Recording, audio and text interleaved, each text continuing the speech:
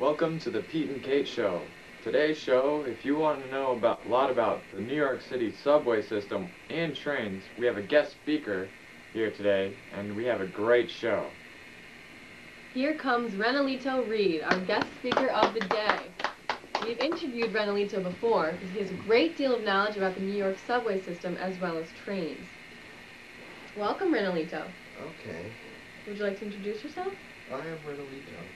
I have some interesting knowledge for Katelyn. Let's hear it. You, actually. All right. What would you Okay. Should I start reading? Yeah. Facts about the New York City subway. If you were to make a trip through the entire New York City subway system, it would take 21 hours, which is the same amount of time as riding a train between New York and Chicago. The city has over 7,000 trains on an average weekday that carry over 5 million people. The subway is the lifeblood of the city. Work on the subway began in 1900, but when they were building it, they ran into a type of granite called schist. Is that correct? When subways need to be repaired, they go to the Coney Island Overhaul Shop, which is the largest subway repair faculty in North America. If you want to compare it to an automobile or a subway car, they hope to last 40 to 50 years. Your own private car, if it lasts, maybe 10 years, and that's a lot. It takes a full 2 weeks to repair a single car, to change all 8 wheels, each weighing 800 pounds, and repair the 4 motors and 8 sets of brakes. In a car's 40-year lifespan, it will get 24 new motors, 24 new axles, and 48 wheels. But some cars end up beyond repair, and that's when they have to get dumped into the ocean. Now, Rennellito, there's a quiz here. Should we take that quiz now? Mm-hmm. All right. Number 1. Where do old subway cars go when they're beyond repair? Who do you want to answer that one? What you had?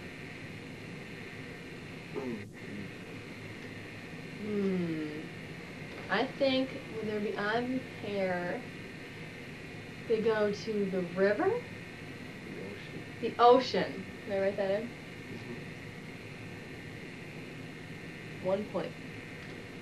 When did work begin on the New York City subway? 1900? Yes.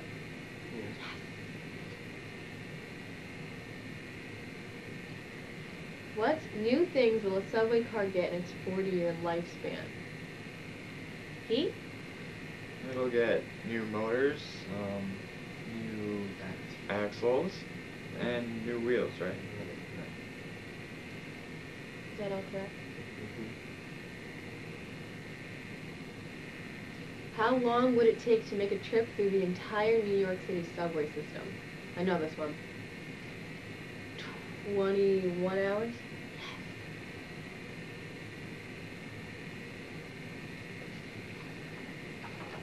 Number 5.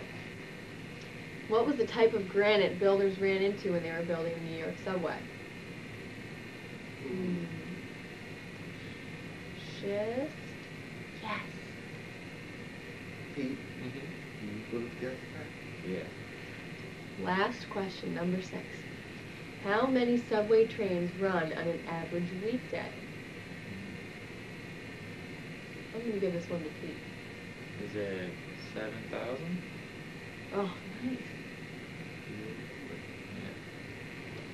And that completes our quiz, which, Rennell, would you like to grade our quiz? And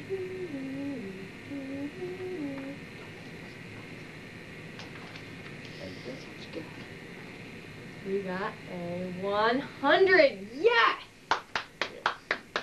Sweet. Now, Rennell, I have some questions for you. Is that okay? Mm-hmm. How do you know all of this knowledge about the New York City subway?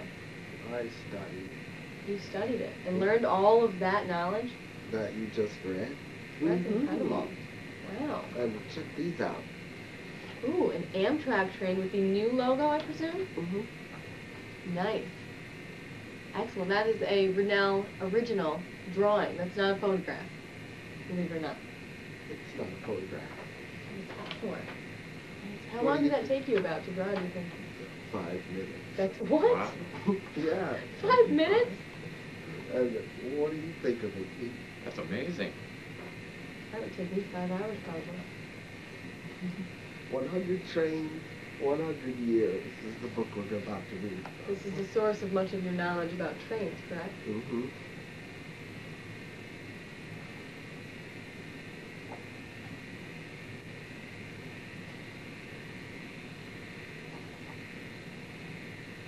Mm-hmm. It's an incredible book packed with knowledge about trains. This one I did not. Done. Read this one. Can you? Me? Mm-hmm. All right. Which year? 1961 or 1962? 61. Baltimore and Ohio Railroad number 1961 Daylight Speedliner. The Bud Company Rail Diesel Car RDC-2 Baggage Diner and Coach. Leave it to two of the most innovative organizations in railroading history, the Baltimore and Ohio Railroad and the Bud Manufacturing Company, to develop what still ranks among the most unique self-propelled cars ever to ride America's rails.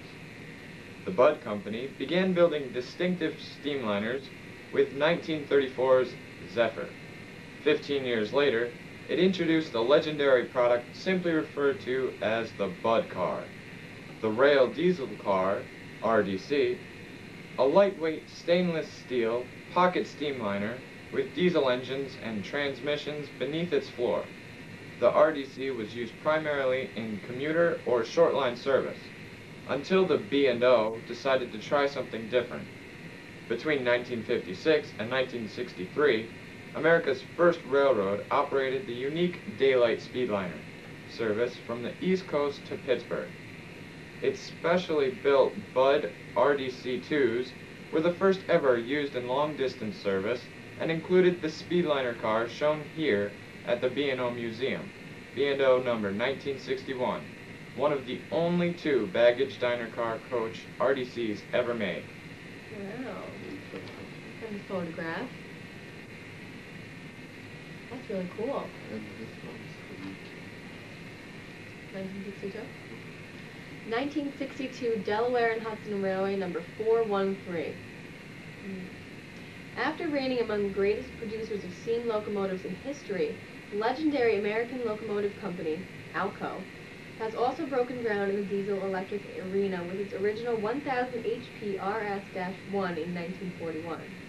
In the early 1960s, ALCO finally took that innovative road switcher off the roster after a remarkable 19-year run alongside many later RS models. Its successor, which was the 2000 HP C-420, the first in a new series of Century road switchers, unveiled in 1962.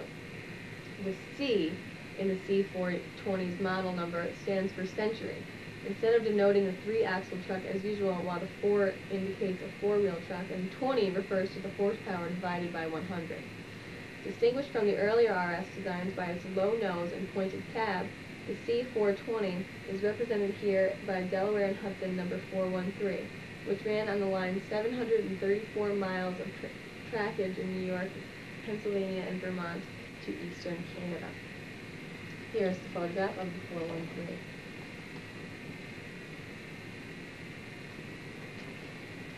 Pete, Yes? you know the TGV trains over there in France. Yeah. Did you know about them, Pete? Do you? A little bit. I know more about the metro that's in Paris. Mm-hmm. That's like a subway system. Mm-hmm. And they have interconnecting lines and changes all throughout France, and they have a lot of stops at the different monuments. And just there's this one thing I wanted to tell you about is the way they do the fire drills at Scotia High School everywhere.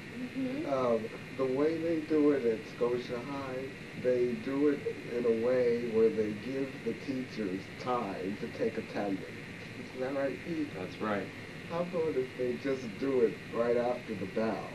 Well, then if a student's actually absent, and but they didn't have time to take attendance, they'll go outside and they'll think the student didn't make it outside with the class.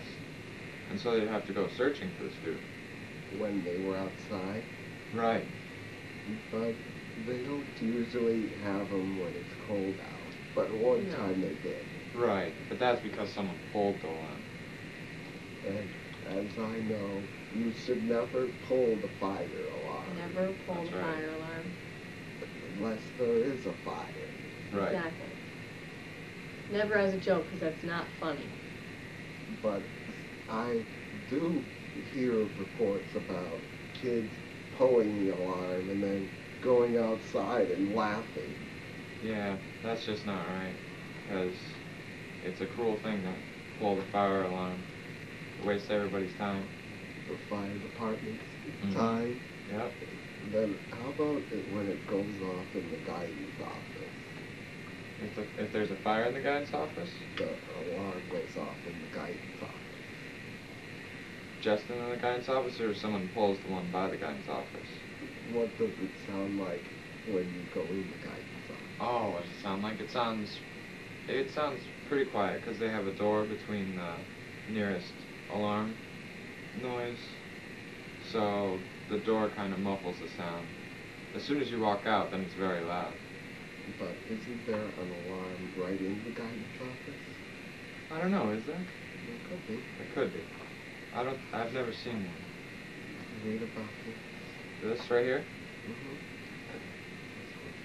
Okay. 1950 to 1959. Wearing colorful post-war livery, diesel motive powered by General Motors and Alco rules the rails in the prosperous 50s. But as more Americans take to the road and to the sky, fewer and fewer are traveling by train, and the railroads begin feeling the pinch. 1950 Reading Company number 902. Here you see a beautiful example of perhaps the most recognizable of all-purpose diesel locomotive series ever built, Electromotive Division of 1500 HP F Series, which debuted in 1939 and continued well into the 1950s. With its clean, sleek lines making the railroad's colorful post-war liveries practical, the F7 model represented here was, in fact, the best-selling car-body diesel in history. Originally designed to bring diesel power to the forefront in freight hauling on the eve of World War II, the streamlined F locomotives impressed the industry with their power and reliability, and were later used in passenger service as well. They stayed in production through the 1950s. In 1949, EMD introduced the first F7s, which were produced through 1953 and performed nobly in dual services as late as the 1980s. The gleaming engine shown here, reading lines number 902, built in 1950, is an FP7 version which featured a steam generator for heating passenger cars. And the photograph.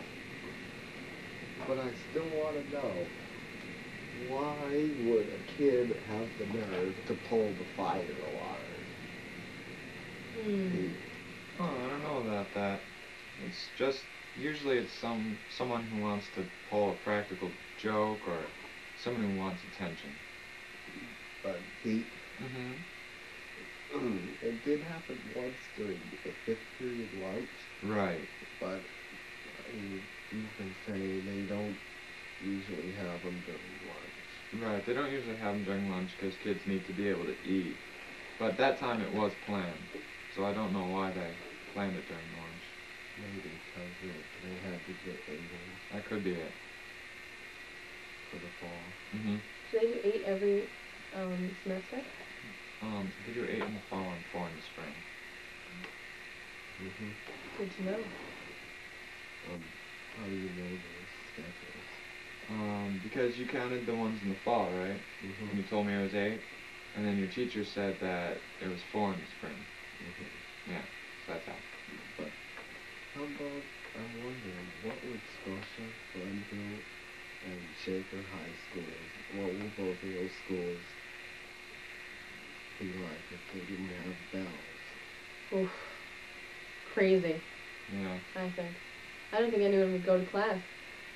Why don't you think anyone would be in the classes? Well, probably not everyone, but the bad kids probably would go very, very, very late. Because they couldn't get in trouble, yeah. Mm-hmm. And Pete, Yeah. Have you ever been late for classes? I've only been late to 5th period lunch. And is that really a class? It's not a class that you get in trouble for being late. But is lunch really a class at all? No, it's just like a break from other classes so that you can have lunch and eat. Pete, Mm-hmm. how come there was this one time where they were building a new addition onto the middle school? Yeah. Yeah. And the alarm kept ringing every period. Mm-hmm. Yeah. Really? That's because dust got into the fire alarm and the fire detectors, so it kept on setting it off. And would they shut it off and would it ring again? Right. And can you tell us a little bit about, or all the knowledge that you told me during lunch about the brain? About the brain, specifically with sound. Yeah. The sound? Well, whatever makes the sound has to vibrate. Such as a fire alarm? Such as a fire alarm. And so... Or a bell. Right.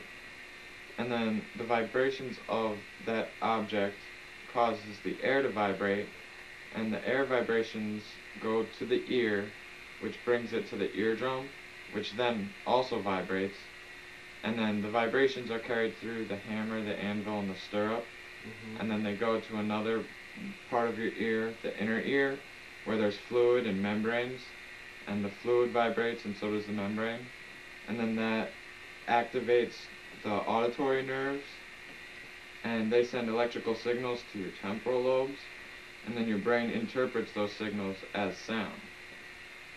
From objects such as a fire alarm on the wall. Right. And Pete, Mm-hmm. Katelyn, Yeah. are you wondering? Pete, where did you learn that knowledge? I learned that partly in biology class and also in AP psychology. And can you tell me also about your eyes and brain? The eyes in the brain? Yes. Like light from the lights above us. That light travels to our eyes, where it goes through the pupil, and it hits the retina in the back of the eye, where there are rods and cones which receive the light, and then they send the information that the light gives to the eye to the visual nerve. The image? Yes, and the image is sent via electrical impulses, just like sound does, but it goes to the occipital lobe, which is in the back of your brain, and then that interprets the images as what they seem to be. Like a train or anything. Right. It can be anything. A train, a bus. Anything. As long as there's light hitting it, then you can see it. And you know, I want you to look at this picture. Which picture? This one. This one? That looks very similar to your drawings. Very close. Yeah. And take a look at the sides of those. Are they straight? These colors? The sides. Yeah. Are they straight or do they appear to be curved? They appear to be curved. Why? Because those are acids in these colors. Oh, really? And they're all curved like that? Yeah. And Cool. How about this one up here, the straight guy? that's a motor. Like And this it- one. Oh. Motors are straight-sided? Usually. And I have a drawing of these somewhere. Pete, you were saying something about what's in your memory. The memory? It's in the front part of your brain, the frontal lobe, is where it's in the front part of the brain, and your memories go through the hippocampus, which is short-term memory, and then if it's really important information, it'll send it to long-term memory, which is in the frontal lobe, and it'll be stored there, and which is for pretty much infinite amount of time, your entire lifetime. And there's different neural pathways through the nerves to get that information. And the more pathways there are, the more likely you are to remember it. Now, I'm wondering, where did you learn that? I learned that also in AP Psychology. Cool. That's a drawing of the Amfleet series, which has curve size, correct? And two-door? Yeah. Those are generally two-door series. But there's two different. There's two-door and there's four-door. Should we check?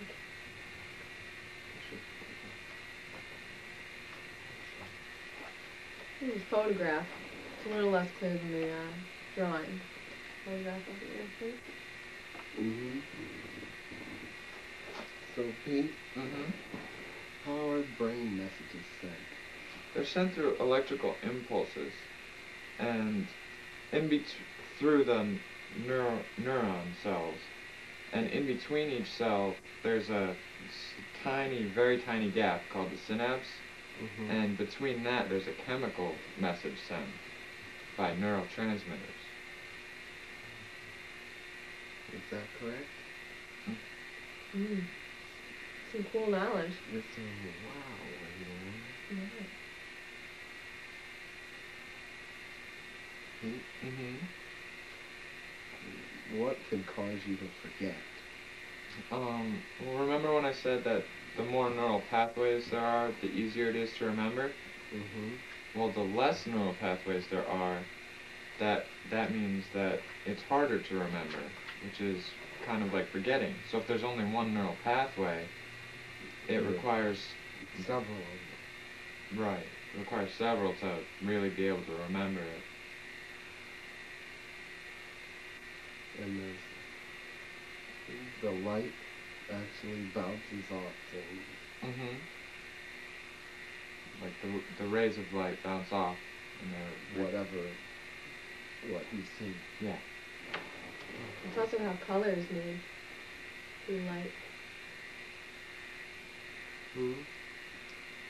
When the light hits something, some of the color is absorbed, like this blue here, absorbs every color except blue, and then it bounces blue back. And the red absorbs every color except for red. Because white light really is every single color mixed together. And you see white. That's how you see color. Me? Okay. 1949. Chesapeake and Ohio Railway, number 1309. America at mid-century was prosperous, proud, and powerful, and the steam locomotive had helped make it so. But since its last show of strength in World War II, the steam engine had been on its way out, replaced by cleaner, more efficient, more economical diesel electrics. The age of steam was essentially over. In 1949, the Baldwin Locomotive Works built its last steam locomotive for domestic use in the United States. This mighty 2662 compound mallet type, Chesapeake and Ohio, number 1309. The first American version of Anadol Mallet's 19th century articulated compound locomotive design, featuring two sets of driving wheels mounted on separate hinged frames, had appeared on the Baltimore and Ohio in 1903. The Chessie began employing large mallet types in the 1920s and continued the practice into the 1940s. Seen here in all its glory at the B&O Museum, C&O number 1309 represented the legendary Baldwin Company's final efforts in steam locomotive production for an American railroad. Show the picture?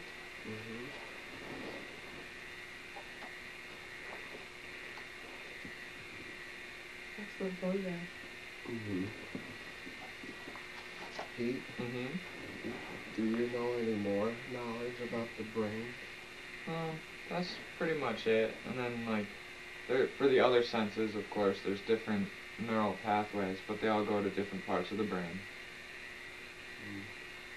There's so much involved in that, right? Right. It's a very complex organ. Mhm. When you were in high school, the earlier days, Mm-hmm. I personally think gym should be optional. I agree. Ugh.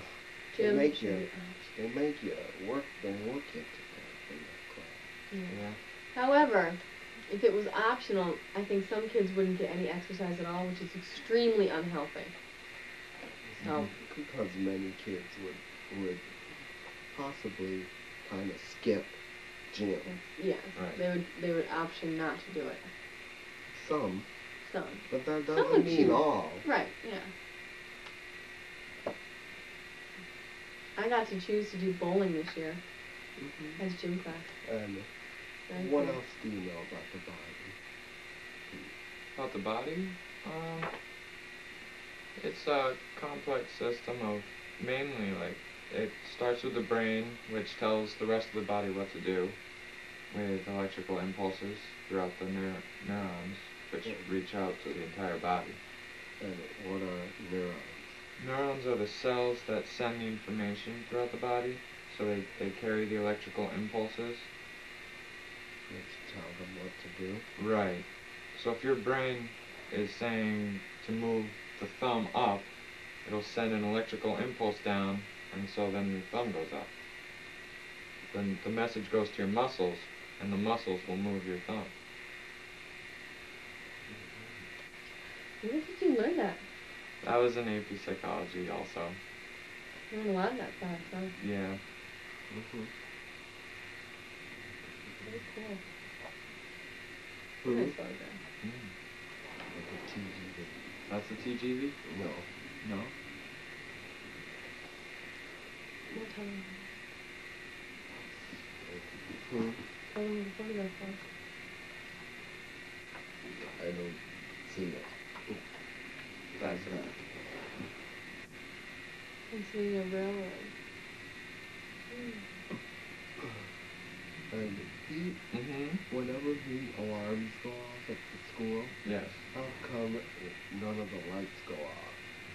Because they all have to go off manually, and so people have to actually turn off the lights. And unless they're leaving a room where the light switch is right by the door, then they don't have time, for their safety's sake, they don't have time to turn off the lights. Mm-hmm. 3. Back to trains. 1934 Pennsylvania Railroad, number 400, or number 4800.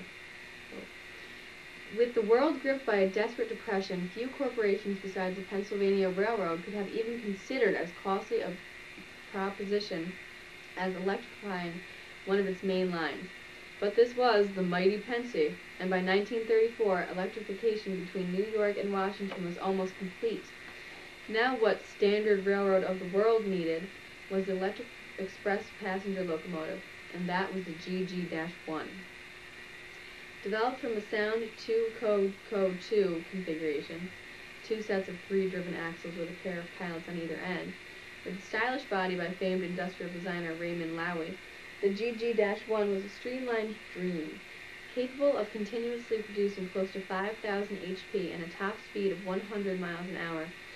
The remarkable locomotive was yet another jewel in Pensy's already heavily laden crown. Nearly 150 were produced between 1935 and 1943, either at the PRR's Altoona shops, Baldwin, or General Electric. And you're looking at the historic prototype PRR number 4800, completed in August of 1934. Here's the photograph of the 4800 Pennsylvania Railroad. See, Mm-hmm. you know, sometimes the way they do their fire drills at school, Yeah. sometimes they would do it not after attendance is taken. They would wait till the middle of the period. Right. That just depends on like when they're ready to do it. If they're not ready the first few minutes after attendance would be taken, then they have to wait. Then who waits? The people in charge of, like, administering the fire drill. So probably the principal and some of the janitors. And there was this thing about eavesdropping. Yeah. So it's not a good thing to do because it's pretty much lying and not minding your own business. But sometimes you can overhear people talking, like the principal or the hall monitors talking about a fire drill. And they may be trying to keep it a secret, but just from where you're standing, you can hear what they're saying. And they're trying to keep it a secret. Yeah. Didn't that happen to you once? Yeah. What happened? Where my teacher was whispering.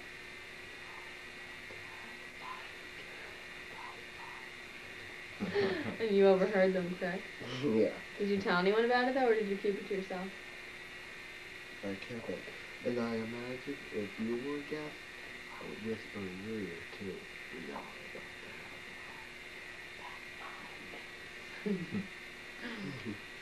And you know who does the announcements? Yeah, I heard. What kinds of things do you say in the announcement? We say if different clubs are having meetings, the different sports teams, if they've won something, or if there's an upcoming game. We announce everybody's birthdays on the day, or the day before the weekend, if it's on a weekend. And you know what else? What? One day I heard there are no birthdays today. Right, sometimes there's no birthdays. On that date. Right.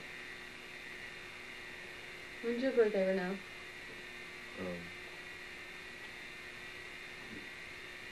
This coming fall. This coming fall? Is it in September? November. Cool. They would do a lot of fire drills in September.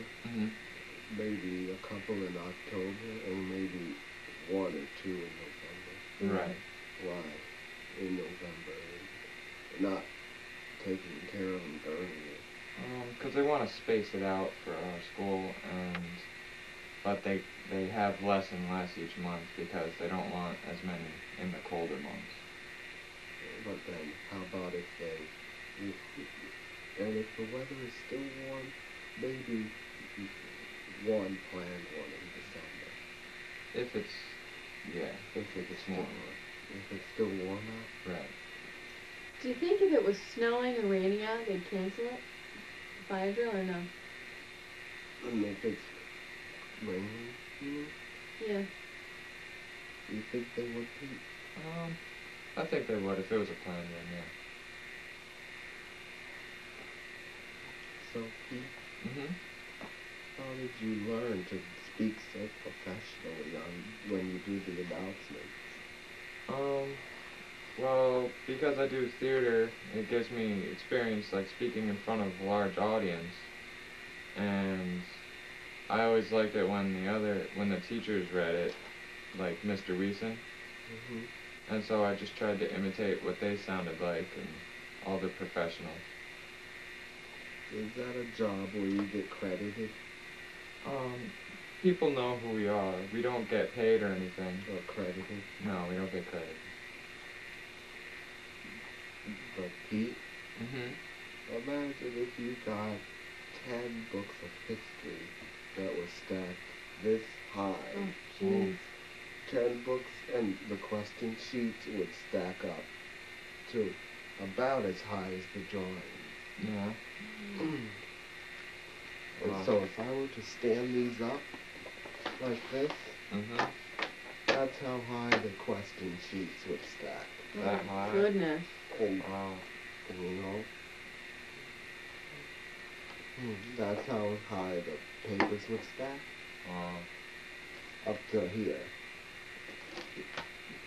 Think you'd be able to do all that in one night? Not in one night. Katelyn? Nope, not me. Or would you refuse?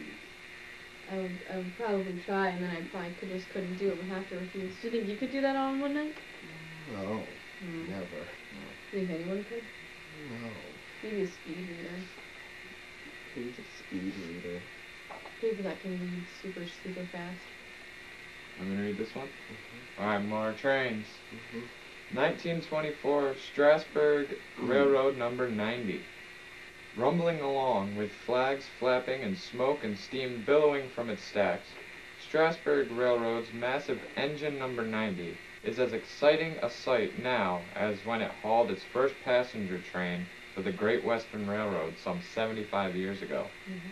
Today, this venerable decapod, a 2-10-0 arrangement featuring 5 driven axles, proudly hauls happy tourists on delightful 45-minute treks, including lunch and dinner service on restored vintage parlor and dining cars, through verdant Pennsylvania farmland for the Strasburg Railroad.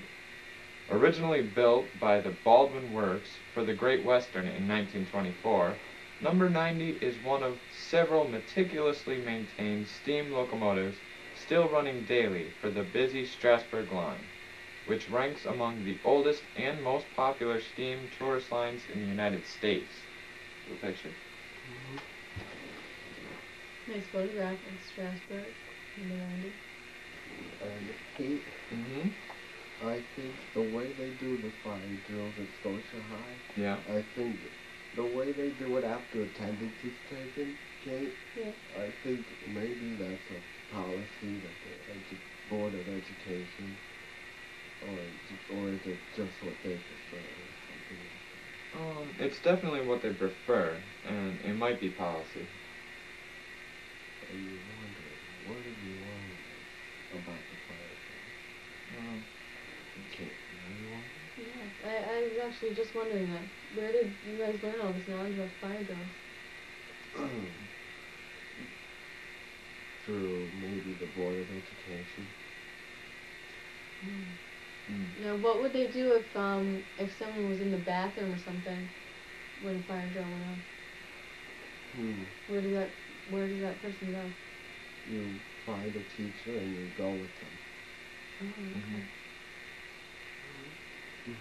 I've always been a little nervous about that. Yeah, we got dinner to do. Yeah. You know what else? What?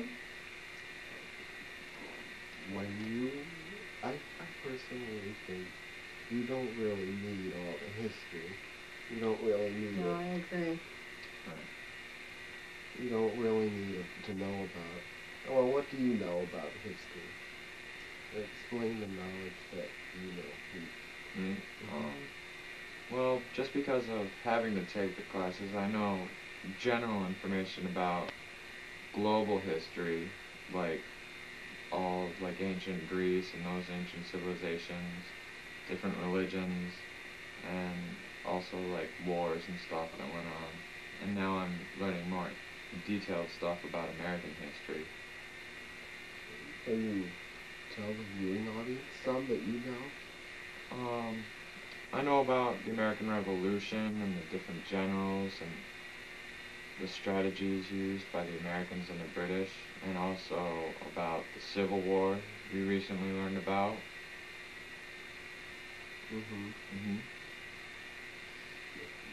Good. Katelyn, did you know what he said? Did you already know that history? Yes. But earlier on a phone call that we made, I was telling you about the ear Yeah. drop, and you said, I think I know. Yeah. But I don't like those responses. Yeah, you prefer to tell me things I don't know, right? Yeah. Well, I didn't know all those details. I think I learned some of that in 9th grade in biology class, but I forgot most of it. But Pete, why do you have to take Regents? You have to take Regents because the state wants to make sure you have specific knowledge enough for you to be able to graduate and get on in the real world after high school and after college. They want to make sure you have basic knowledge in the different areas that they test you on. But why do they test you? Or is that to see how much you learn? Right, to see how much you learn and to make sure you learned enough. To graduate. Right.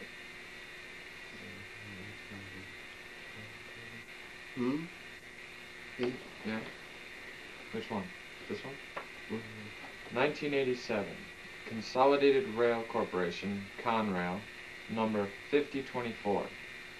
The locomotives of General Electric's Dash 7 series are similar to the Universal U-boat line they were designed to replace, with one distinctive major feature: the step in the hood just forward of the exhaust stack. This 3600 HP B36-7 Conrail number 5024, built in 1983, is typical of the Dash 7 diesels that first appeared in 1977 and soon became a fixture on trackage operated by the Consolidated Rail Corporation, Conrail. Created in 1976 from the ashes of bankrupt Jersey Central, Lehigh and Hudson, Reading, Lehigh Valley, Erie, Lackawanna, and Penn Central, Conrail was the government's attempt to prevent the collapse of America's freight railroads. Initially using federal funds to revitalize its vast network, the line finally turned a profit in 1981. On March 26, 1987, Conrail went public, thereby returning the East rail freight system to the private sector. It was purchased jointly a dozen years later by CSXT and Norfolk Southern.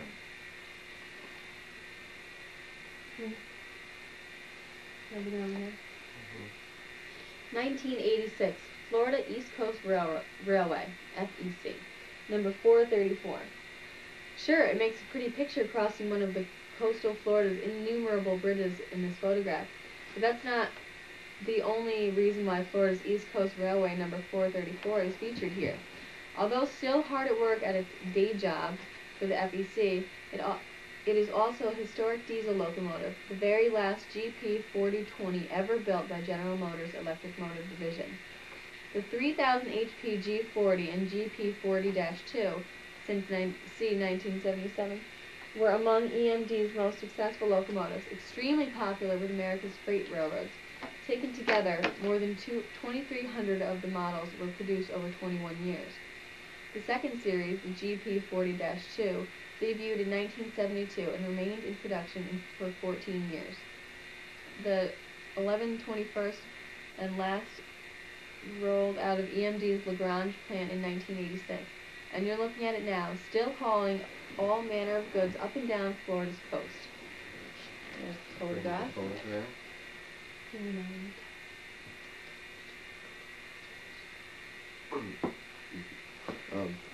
Thanks for joining us today. Thank you very much for joining the Pete and Kate Show. Rennellito, thank you very much for joining us.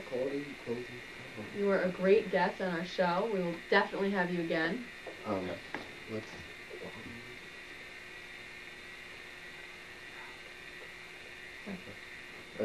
It's got a cue from the camera. I think it's time for us to wrap things up. Wrap up. We want to thank 100 Trains, 100 Years for the knowledge it has given us. I would like to thank Rennellito for giving us this quiz and getting 100 on it. And when you're wondering, I wrote all that down.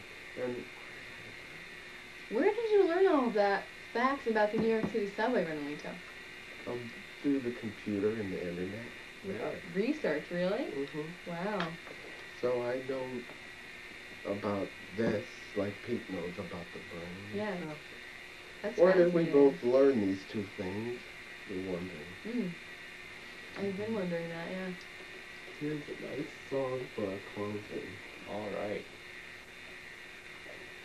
Closing song played by Rennellito. Rennellito is a musician, an artist, as well as a researcher.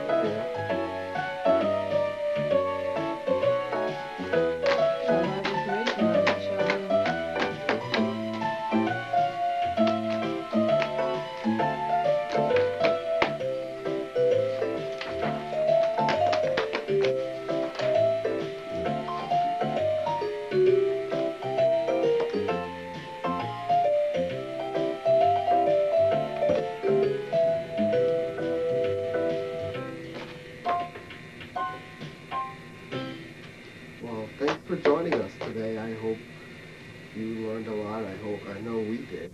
Oh, we sure Once did. again, my name is Rennell, and this is Peter Muller. Thanks for joining us. Thanks very much for watching our show.